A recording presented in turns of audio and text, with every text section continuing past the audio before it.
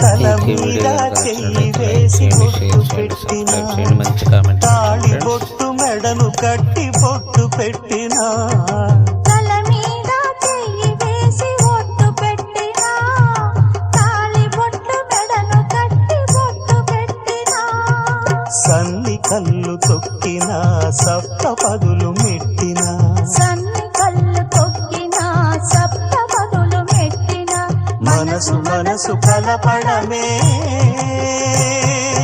మంత్రం పరమార్థం. శ్రీరస్తు శుభమస్తు, శ్రీరస్తు శుభమస్తు.